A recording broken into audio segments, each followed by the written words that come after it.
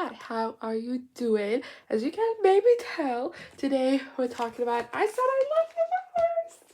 I do have an alternate cover, so it might not be obvious, but I Said I Love You First is a new album. It's by Selena Gomez and Blanco. It's collaborative work. And oh my god, I'm so excited for this. I feel like I can't express to you fully how excited I am for this album. I mean, I've been a massive Selena Gomez fan like my entire life, and I've absolutely adored her music like since I was a very small child. She was like the first concert I ever went to, and I truly thought we were never gonna get Selena Gomez music again. And then she just announced this album last month and had us all flabbergasted. But luckily the wait wasn't too long because now I get to talk about it with you. And let's just start at the start with I Said I Love You First, the title track. So this isn't actually a song, it's more an intro, and it's this immediately just like wrecked me because it's Selena's speech at like the moment Wizard of Waverly plays Wrapped. You know, it's too emotional for me, and I just had a gut feeling that this album was gonna emotionally devastate me after hearing that, which I mean it definitely is an emotional album at times, but I feel like I made it through alive. But the next track, Younger and Hotter Than Me, did not help with that. So I'm just already gonna start this off with I quite watched the entire music video for this, which also came out together with the album, because yeah, this song honestly is just absolutely stunning. I love it, and I love the message of it. It's kind of with a little way to be about a relationship a little bit, but the way Selena talked about it and the music video kind of shows that it's more kind of about her relationship with the industry rather than like a romantic relationship, and it's so heartbreaking and so just a beautiful song. Let's have some more fun with the next track, Call Me When You Break Up, with Gracie, Abrams. A banger. This is one we got last month and it was so much fun, and I'm still absolutely obsessed with it. It just, I don't know, it's just all the right vibes. And the vinyl does have a solo version on it. I haven't had the proper chance to listen to it yet. I apologize, I don't know how that is, but this version with Gracie, I think it was a great choice for a collab, and it just absolutely just so much fun. The next we have Ojos Tristes. This actually features the Marias. It's not credited on like the track list or anything, but it is credited on the actual album. And I love the melancholic vibes of this one. I know it's a sample of like a popular Spanish song, which I personally don't know the original. I apologize, but I thought it was beautiful. I think actually the feature was also really great. This, I think, again, voices just blended together really well and sounded so beautiful together. I also liked that the song and like it starts in English and then translates over into Spanish, and I think that transition was just really beautifully done as well, and I just really liked it. And next we have the song Don't Wanna Cry. This one had me kind of with split emotions. I mean, it is a very like sassy song that's kind of like talking back at someone, but also in the chorus it kind of goes like, but maybe it's all my fault.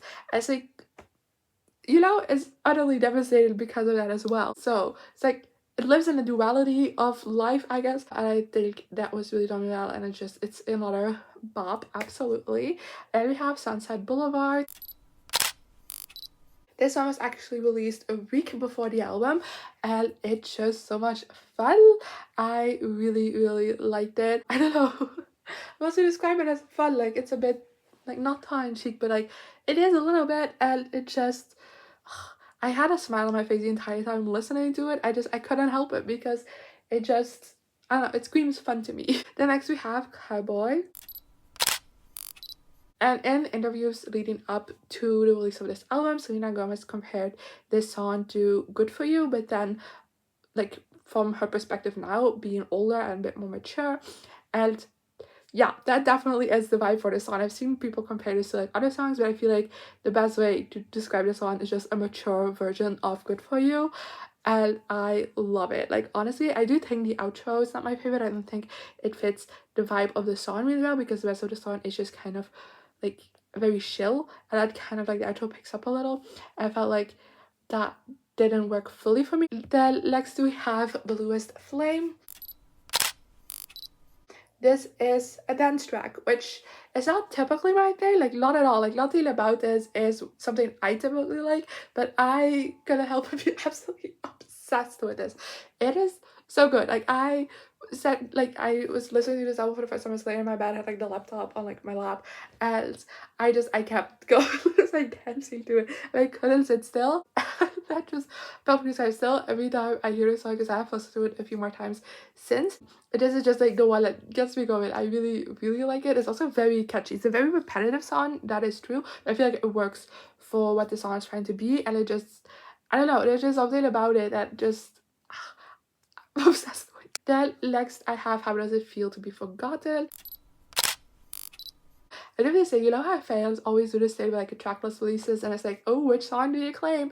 This is the song that I claim. Like I had a good feeling about this. Something about the title just, I don't know, it intrigued me. And the only thing I wrote in my notes for this song is up fucking cessed, because that's the only thing you gotta know about this. It is so good. It's also not at all what I was expecting from it, but it is genuinely like really, really good, and just, ooh, it hits. Then we have Do You Wanne Be Perfect. This again is not really a song, it's more of an interlude. I really like this. Like the song of it is very funny. I think it's like a spoof on like a beauty commercial, I guess. But I think it's really funny, really fun. And then Selena comes in at the end with just a beautiful message that genuinely touched my heart, and just like the way she said it as well. And I love it. I think it fits perfectly within like the story of the album, and I really like it. Then next we have You Said You Were Sorry. This is a song that I really like the concept of, kind of that like I'm in a very happy relationship right now, I don't want to have anything to do with you, but I did dream of you apologizing to me for like all the hurt you caused, and like that would be great if you do that, but like my life's awesome. So like don't think this is out of like not being able to have moved on or anything, but just like, you know, I think not, I'd love for you to acknowledge the hurt you caused. And I like that concept of it, and overall I just think it also has a great vibe to it, and I just like the song in general. Then we have I Can Get Enough with Balvin and Tainy.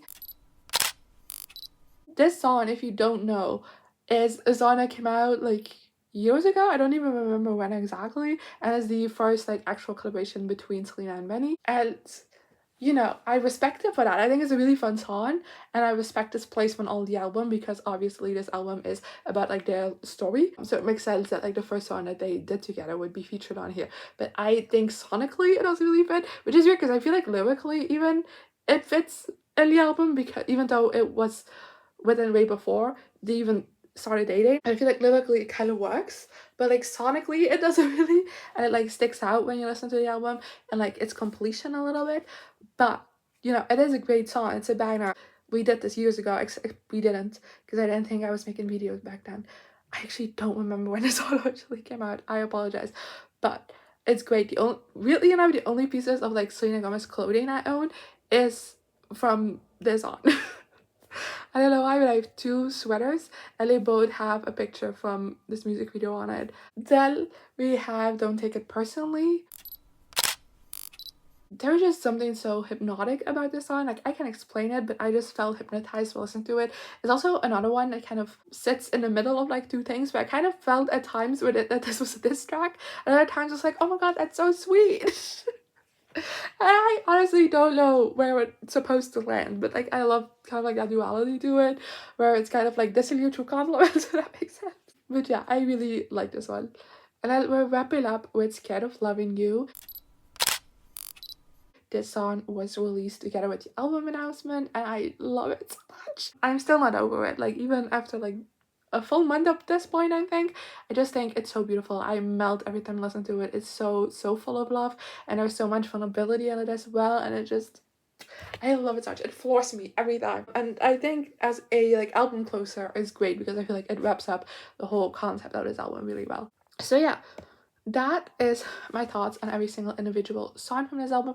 So let's do a top 3 and overall thoughts, starting with my top 3, which of course at number 1 is How Does It Feel to Be Forgotten. I mean, come on 2 is Scared of Loving You, and 3 is Bluest Flame, which, you know, not what I expected, but I I really, those 3 songs also have been like stuck in my head this entire time, so that's also fun. And yeah, I fucking love this album. I truly think this is Selena's best work, which feels weird to say because I genuinely love all of her other work as well, but there's just something so low-key about this, and it's just so full of love and very cohesive sonically. I love the way different songs like delve into each other, and I think there's definitely one that has a lot of value and play in order, which I always do the first time I listen to an album, and I also play my albums on vinyl a couple of times, so I don't have a choice with playing them in order. But I feel like even though definitely each song stands fully on its own, I feel like everything just flows into each other really nicely. Like I said, I think sonically it is very cohesive. Besides I Can't Get Enough, I feel like that sticks out a little bit, but like again, story-wise I think that makes sense a lot, and I love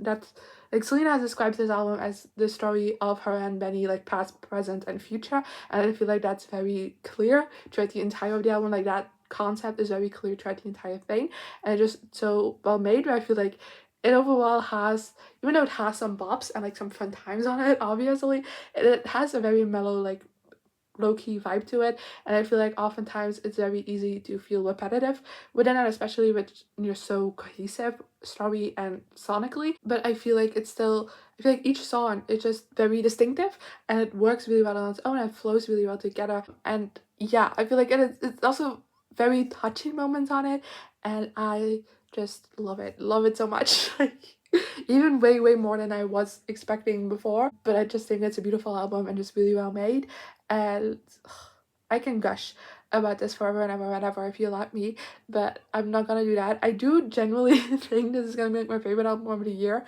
even though this is like the first album by an artist I follow that has come out this year.